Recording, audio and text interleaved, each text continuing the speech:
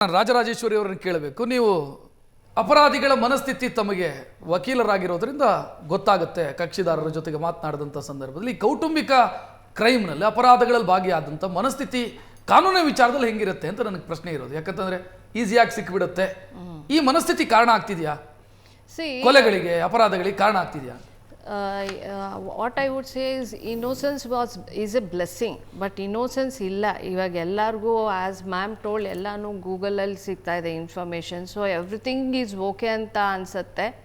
So ಇವಾಗ the main reason is coming to your point, ಅಲ್ಲಿ ಬರ್ತೀನಿ ಹೇಳ್ತೀನಿ. Adultery is becoming a big reason. ಏನಕ್ಕೆ ಅಂತಂದರೆ ಅವರು ತಪ್ಪಾಗಿ ಅಂಡರ್ಸ್ಟ್ಯಾಂಡ್ ಮಾಡ್ಕೊತಾ ಇದ್ದಾರೆ. ಇವಾಗ adultery is not a crime ಅಂತ, but it is a civil wrong. It is a wrong.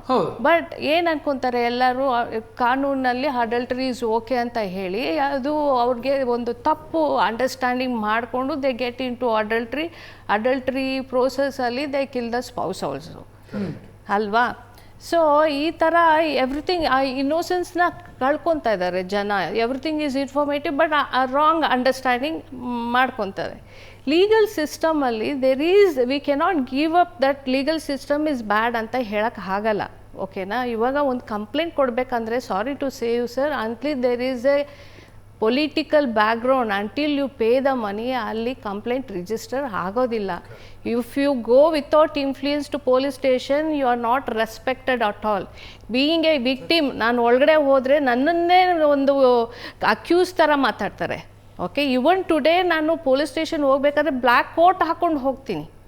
You know, that is how it is. We get respect through the court what we wear.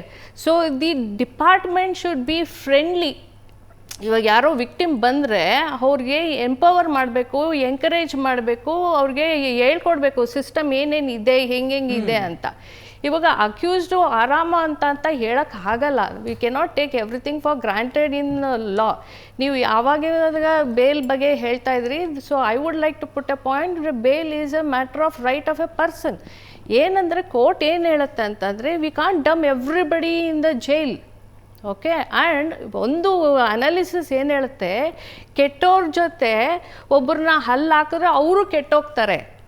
ಇದನ್ನು ಆ್ಯಂಗಲಲ್ಲೂ think ಮಾಡ್ತಾರೆ. So we cannot say bail ಕೊಡೋದು ತಪ್ಪಂತ ಹೇಳೋಕ್ಕಾಗಲ್ಲ. It all depends upon each case circumstances. ಇವಾಗ bail court ಸುಮ್ಮನೆ ಕೊಡಲ್ಲ. Technically if it is strong enough ಮೊದಲಿನೇ ಬೇಲ್ ಕೊಡ್ತಾರೆ. ಸೊ ಲೀಗಲ್ ಸಿಸ್ಟಮಲ್ಲಿ we cannot say legal system is not working. There are so many things. ಇವಾಗ mediation ಹೇಳಿದ್ರು. Mediation ಇವಾಗ ಒಂದು ಮೇಡಮ್ ಹೇಳ್ದಂಗೆ ಮಾರ್ನಿಂಗ್ ಬರ್ತಾ ಇರುತ್ತೆ ಮನೇಲಿ, ಕೊಲೆ ಮಾಡ್ತೀನಿ, ಸಾಯಿಸ್ಬಿಡ್ತೀನಿ ಅಂತ ಹೇಳಿದಾಗ that signal they have to take it seriously. ಅದನ್ನು ಅಟ್ಲೀಸ್ಟ್ ಯಾರೋ ಒಂದು ಫ್ರೆಂಡ್ಗೋ ಫ್ಯಾಮಿಲಿ ಅದರ್ ಮೆಂಬರ್ಸ್ಗೆ ಈ ಥರ ನನಗೆ ಥ್ರೆಟ್ ಇದೆ ಅಂತ ಒಂದು ಸಪೋರ್ಟ್ ಸಿಸ್ಟಮ್ಗೆ ಹೋಗಬೇಕು. ದೆರ್ ಈಸ್ ಮೀಡಿಯೇಷನ್ ಸೆಂಟರ್ ಇದೆ, ಕೌನ್ಸಿಲಿಂಗ್ ಸೆಂಟರ್ ಇದೆ, ಡಿಪಾರ್ಟ್ಮೆಂಟ್ ಇದು ಪೊಲೀಸ್ ಇಂಟರ್ವೆನ್ಷನ್ಸು ಇದೆ.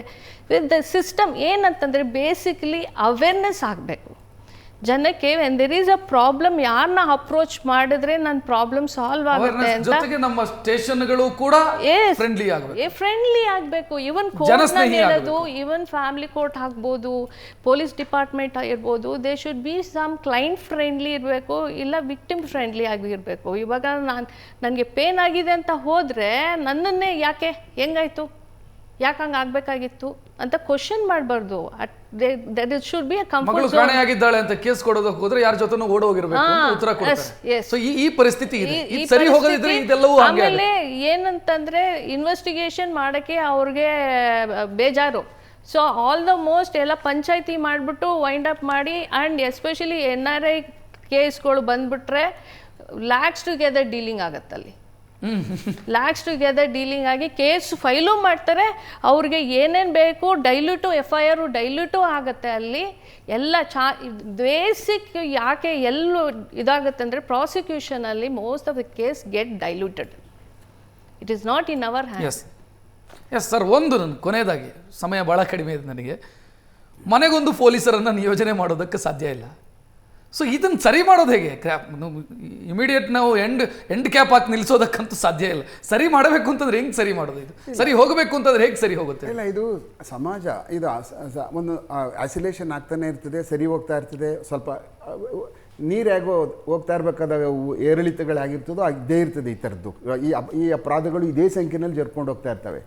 ಆದರೆ ನಾವೇನು ಅನ್ನುವಂಥದ್ದು ಮುಂದುವರಿಸ್ತಾ ನಾನು ಹಿಂದೆ ಏನು ಮಾತಾಡ್ತೇನೆ ಅದರಲ್ಲಿ ಅದೇ ಏನು ಮಾತಾಡ್ತಿದ್ರೆ ನಾವೇ ಒಂದು ಕಾಂಪ್ರಮೈಸ್ ಮಾಡ್ಕೊಬಿಟ್ಟೆ ಜನ್ರೇಷನ್ ಗ್ಯಾಪ್ ರೀ. ನಮಗೂ ಅವ್ರಿಗೂ 50 ವರ್ಷ ವ್ಯತ್ಯಾಸ ಇದೆ, ಏನೋ ನಡೆದೋಗ್ಬಿಡ್ತದೆ. ಆಗಲೇ ಅಂದರೆ ಜನ್ರೇಷನ್ ಗ್ಯಾಪಲ್ಲಿ ಜೀವನ ಕ್ರಮ ಬದಲಾವಣೆ ಆಗಿರ್ತವೆ. ಜೀವನದಲ್ಲಿ ನಾವೇನು ನಡಿಬೇಕೋ ಅದು ಬದಲಾವಣೆ ಆಗಿರ್ತವೆ.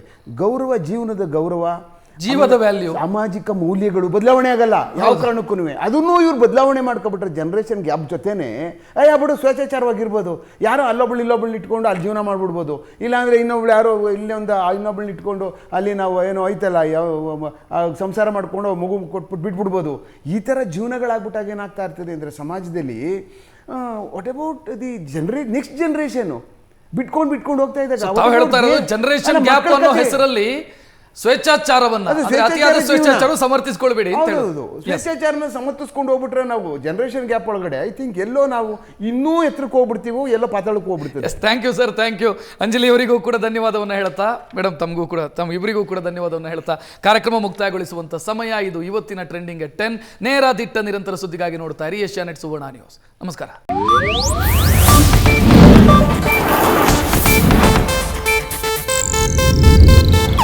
ಇದು ಏಷ್ಯಾನೆಟ್ ನ್ಯೂಸ್ ನೆಟ್ವರ್ಕ್ ಪ್ರಸ್ತುತಿ.